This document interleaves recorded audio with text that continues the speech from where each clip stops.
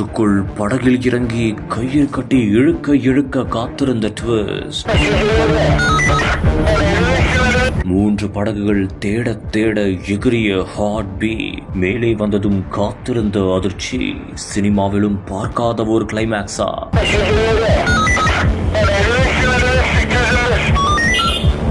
ஈரோடு மாவட்டம் மாணிக்கம்பாளையத்தைச் சேர்ந்தவர்தான் 52 வயதான கண்ணன். இவருக்கு மகாலட்சுமி என்ற மனைவியும் 2 பிள்ளைகளும் இருப்பதாக கூறப்படுகிறது. பல்வேறு இடங்களில் குடும்ப தேவைக்காக இவர் கடன் பெற்றதாக கூறப்படும் நிலையில் இதனால் வீட்டில் பிரச்சனையும் எழுந்து வந்ததாக கூறப்படுகிறது. இந்த ஒரு நிலையில் வீட்டில் இருந்து யாரிடமும் செல்லாமல் அவர் வெளியே சென்றுள்ளார். மேலும் அவர் இரவில் வீட்டிற்கு வராததாகவும் கூறப்படுகிறது. இந்நிலையில் அதிகாலை வேளையில் காவல்துறையினருக்கு காவிரி ஆற்றுப்பாலம் அருகே ஒரு உடல் ஒன்று மிதப்பதாக தகவல் கிடைத்துள்ளது. இதையடுத்து சம்பவ இடத்திற்கு விரைந்து சென்ற போலீசார் படகிலும் சென்று ஆய்வும் செய்து பார்த்துள்ளனர். அப்போது அந்த உடல் கண்ணன் தான் என்பதையும் உறுதியும் செய்துள்ளனர். இதையடுத்து அவரது உடலை மீட்டு பிரேத பரிசோதனைக்காக மருத்துவமனைக்கு அனுப்பி வைத்ததாகவும் கூறப்படுகிறது.